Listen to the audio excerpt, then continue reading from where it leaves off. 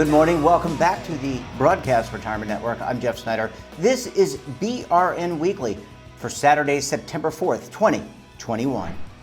And our top story this week, OPEB liabilities surpass pension and other debts for state and local governments. Well, joining me now to discuss this and a lot more is Keely Webster. She's a regional editor with The Bond Buyer. Keely, great to see you. Thanks so much for joining us on the program this morning. You're welcome.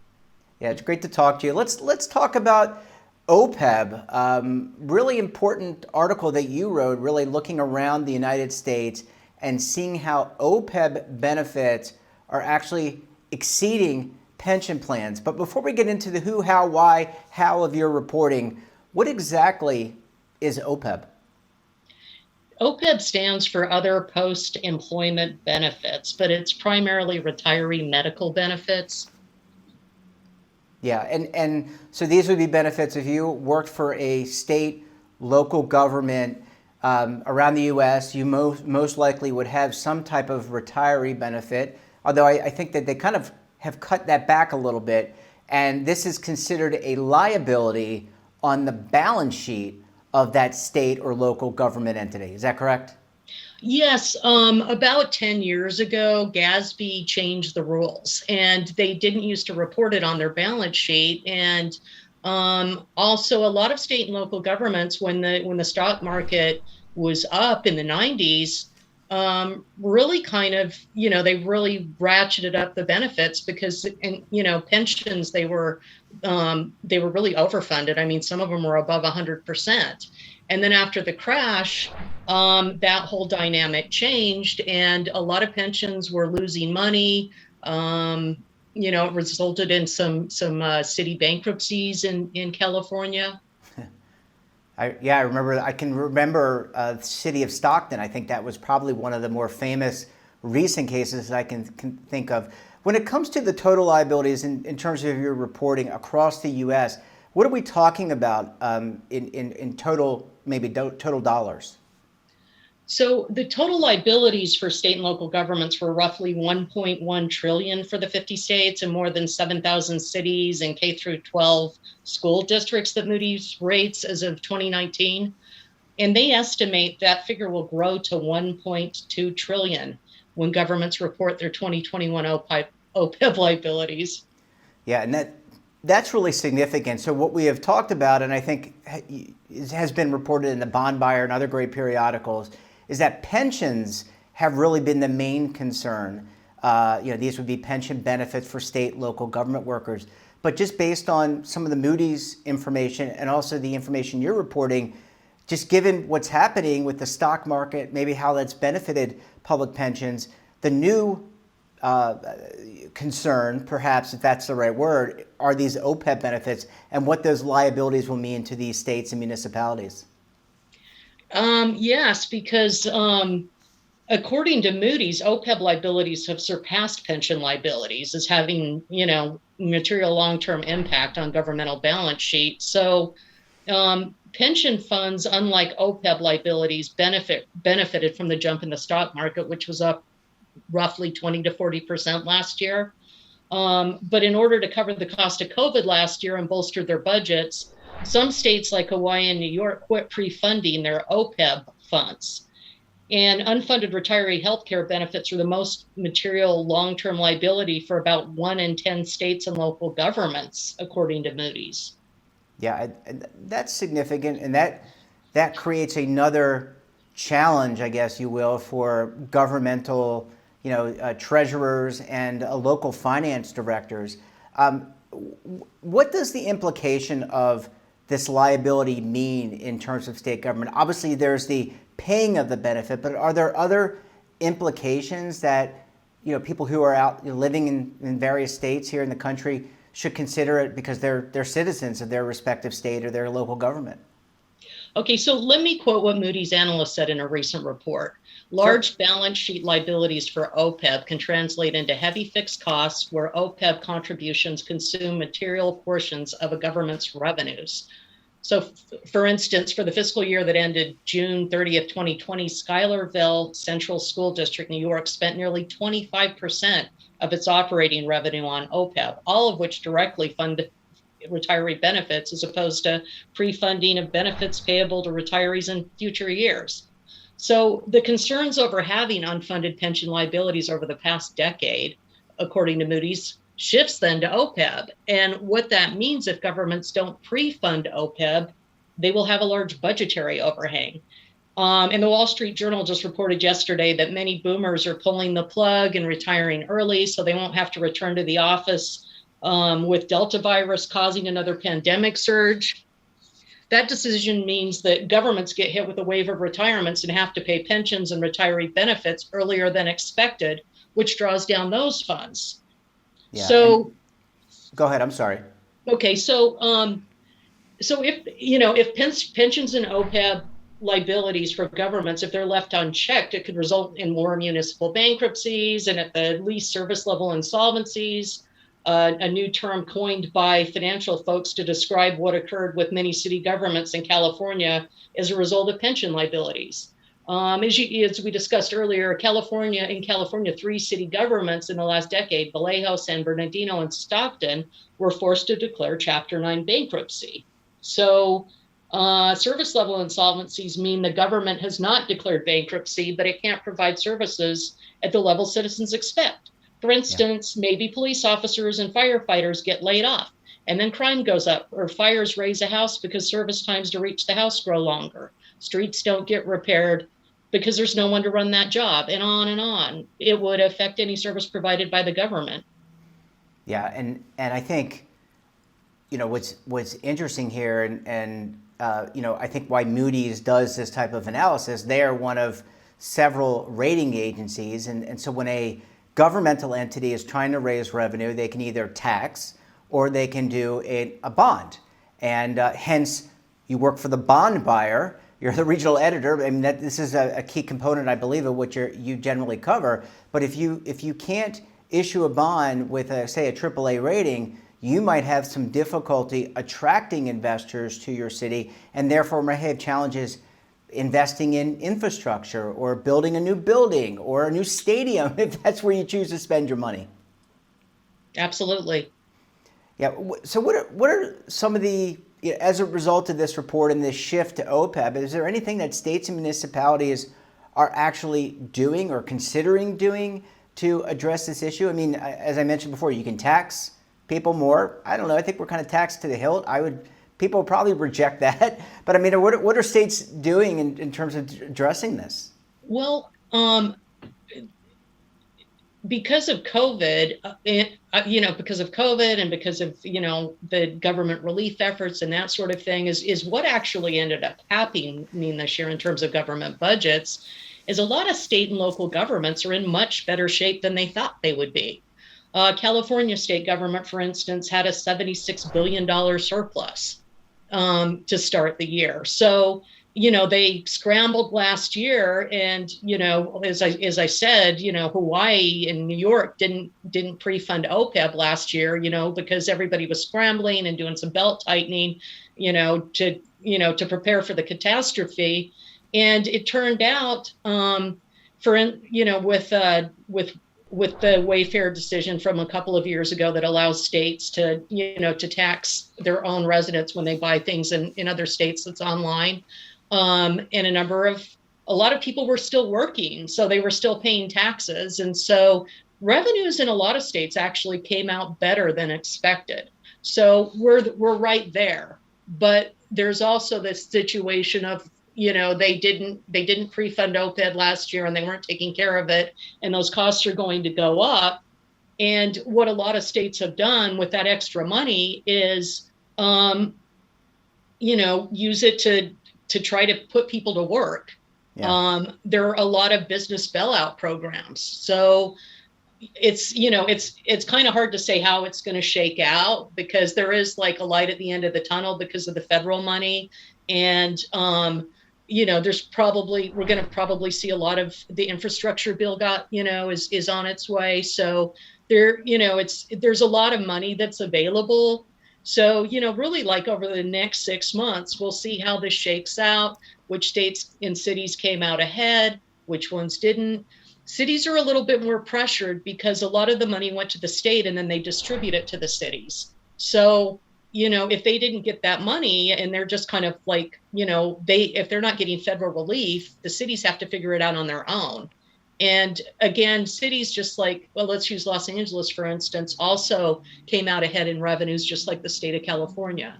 So there's that. But some of the smaller cities, that maybe don't receive as much money from, from like retail revenues might be in a crunch. And at the end of the day, at least in California, Vallejo, San Bernardino, and Stockton would probably be considered a little bit smaller. So, Yeah.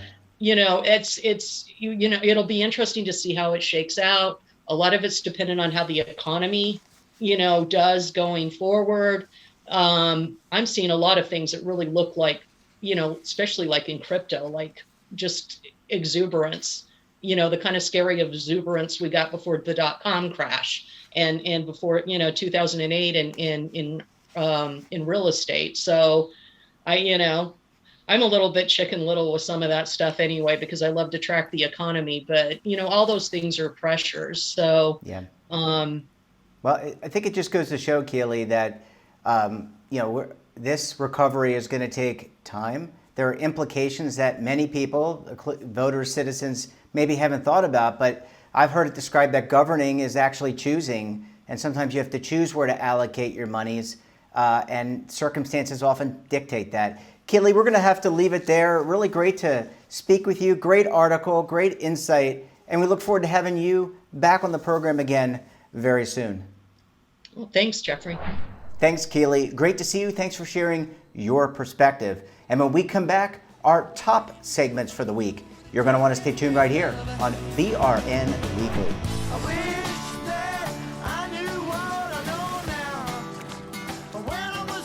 You need a financial plan that fits the way you want to live in retirement. A plan that can help grow and protect your money, now or in the future. With an annuity in your plan to help cover essential expenses, you'll have the freedom to live the retirement you want. This is what an annuity can do. Find the right financial professional to show you how. Learn more at protectedincome.org. Are you stuck with a low credit score? A credit report and score that's causing you to be denied credit or pay higher interest rates than others for the same things? Then do what Terrence did and call Credit Repaired for your free credit evaluation to help restore your credit. I started thinking about buying a new house, and my score wasn't where I needed it to be. I called and spoke with one of the representatives, and we just had a good conversation, and I liked what he was saying. Just one call for his free credit evaluation was all it took to start back on the track to repairing his credit. I'm seeing the deletions and I'm getting the report, so I know something's being done. It does make a difference to me. All it takes is one call to get started. Credit Repair has given me a second chance to have a better credit score. Don't let a low credit score hold you back another day. Do what Terrence did and make the call for your free credit evaluation. Call 800-819-4152. That's 800-819-4152. Again, 800-819-4152. Welcome back. On Tuesday, I sat down with Bob Colley to discuss whether ESG and sustainable investing really have an impact. Let's take a look. Yeah, so there's an interesting debate brewing within ESG circles at the moment. Obviously, as you'll be aware, there's always been this question of how do we make sure that as we pursue ESG objectives, we're not undermining the financial side of things. So that's always been a concern to make sure, let's make sure that we have the right synthesis between the ESG objectives and the financial objectives.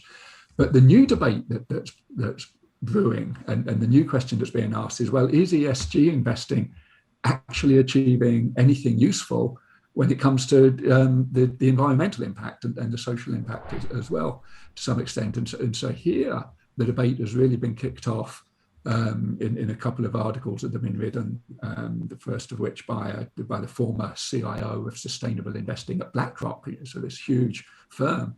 And one of the senior professionals there has left the firm and is saying, actually, he's kind of now doubting whether there's anything positive being achieved by ESG investing at all.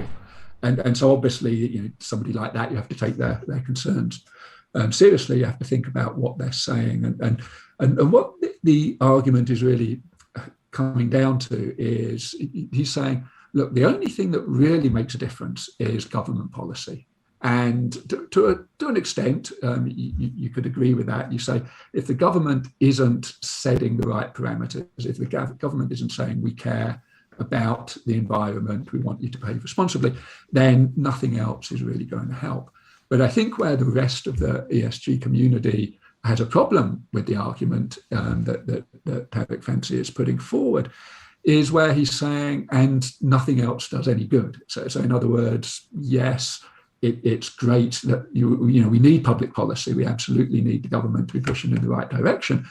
But at the same time, investors are very, very powerful. And to say that government policy is more effective without investment behavior behind it doesn't convince me, at least. But that's the debate that's brewing up, and you'll have seen some of the stories around that, I'm sure. In order for that change you're talking about to come about, you need everything to be lined up and pulling in the same direction. Because as you and I both know, the biggest incentive, not the only incentive for people to do things, is the financial incentive. Markets don't solve everything on their own. We're not all motivated solely by money.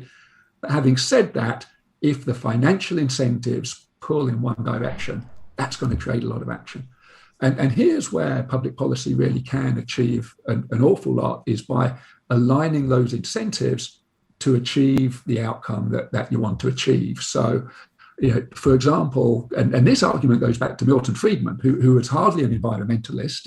He was a market fundamentalist, but he argued, if you're really concerned about greenhouse gas emissions and you're concerned about carbon in the atmosphere, put a tax on carbon in the atmosphere.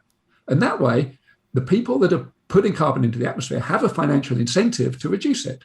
And if you put that tax right, we can say, well, the harm that's being done to society by carbon being pumped out is balanced by the tax that you're placing on the people that you're doing it. So here you have the public policy and the financial incentive aligned to create the outcome we want. And so here's the types of things that we're looking at, where you can actually pull the financial incentive and the public policy incentive pulling in the same direction. And that way we can all get on the same page. So I think that's an example of the types of solutions which are market-based solutions, but which are also ones which have a hope of actually changing the behavior of companies and individuals. In fact, for someone like myself who's living in this world, it's difficult to keep up with the amount of regulation and the new ideas and the new things that are being put forward. So definitely there's action. And I think that the debate really comes down to, is the action the right action? Is it as effective as it might be? And it's natural. We're all kind of trying to work out the best way to do things. And the approach that's being taken in the EU isn't quite the same as the approach that's being taken in the UK, and certainly is not the same as the approach that's being taken in the US. And so what you hope will happen is that people will learn from one another, will see what works, what doesn't work, because this isn't a simple problem where we can just say, oh, all we need to do is X and everything will be okay. Even if you know what it is you're trying to achieve, the right way to get there, the most effective way to get there is something that we have to learn as we go. And I think the regulators have to remain responsive to seeing what works and what doesn't work as they try to get where they want to go as well. And I also spoke with MillionAcres.com Deidre Woolard on population swelling in high climate risk areas in the U.S. Let's take a look. So this is a study that came out from Redfin and Climate Check, which is a service that assesses climate change in your individual area. And so you're looking at things like flood maps, wildfire, drought, things like that, things that are all in the news right now. And the interesting thing is the places that people are moving are absolutely those places that are at risk for these things. Phoenix was one of the top cities for people to move to last year. And that city is going to face some drought concerns and certainly faces serious heat concerns. Well, this has really been a decade-long transition toward Sunbelt areas. We saw this starting to happen really like 2010. And so some of it is absolutely lower prices. Some of it is great weather. I mean, if you're going to Florida, people go to Florida, weather, beaches, there's a lot to love about these areas. Some of them just are going to be at increased risk. One thing is that service that I mentioned that Redfin did the research with, which is climatecheck.com. That is sort of like, it's almost like a Zillow's estimate for your climate risk. But there are other things that you can do. You want to look at flood maps. You want to look at what has happened in the area previously. You want to know about flood risk, storms. You just sort of want to research the area. I mean, there are parts of Florida where, people are there. It's hard to get a 30-year mortgage because there is a concern that the place could be, in trouble within 30 years. So there are certain areas that are probably not investable right now. But we've also got cities doing amazing things to try to mitigate some of these things. We've got what's happening in New York, where they're building all of those reef beds with the oysters underwater to try to change the way the flow of the ocean comes in. I mean, one of the things that's interesting is I never count out human ingenuity when it comes to things like this. And I think there are amazing things happening. I just think there are some areas to be careful about. Look at areas like the Hamptons, for example. Prices have gone up there. You've got areas in Malibu. You've got places where residents that are wealthy are actually bringing in sand by the truckloads to build up beaches. So it's an interesting thing, because if you have a place that is valuable, home prices are up, people want to do whatever they can to stay there and protect the value of their homes. I mean, that's why you have in the West right now, you've got these two terrible fires going on in Northern California. You've got the Caldor fire and the Dixie fire. Right around Lake Tahoe. I mean, that area has never really seen a lot of fire. So you wonder, if things get burned down, will they be built up again, or will people move on? Most of the time, people are building exactly where the fire was. I grew up on Cape Cod, Massachusetts, and that's an area that could absolutely be at risk. I mean, that is a very, very small area, and water on both sides, but it's beautiful. People want to live by the ocean. People are willing to accept a certain amount of risk, I think, to live in beautiful places. I mean, that's one of the reasons with the wildfires in California, you've got people moving closer and closer. Homes at risk. And that wraps up this episode of BRN Weekly. Have a topic of interest, somebody you think we should talk to, drop us a line. And don't forget, for all the information in retirement markets, technology, personal finance, so much more, check out today's edition of our daily newsletter, The Morning Pulse. We're back again tomorrow for BRN Sunday. I'll be joined by members of the media, academia, and financial services. Until then, I'm Jeff Snyder. Stay safe, keep on saving, and don't forget, roll with the changes.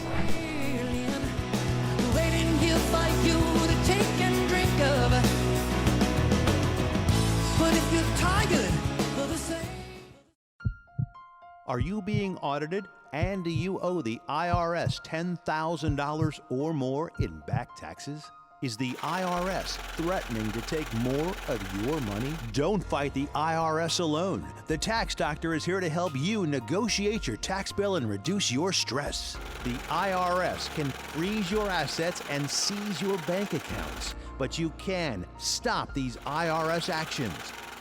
The Tax Doctor will work with you using our years of experience to represent your case to help you get the best resolution under the IRS guidelines. Help is here to deal with the IRS to reduce your stress. We've handled thousands of cases, so we know what we're doing. If you owe $10,000 or more in back taxes, do not call the IRS alone. Call a Tax Doctor now for a tax emergency analysis. Call 800-224-6439.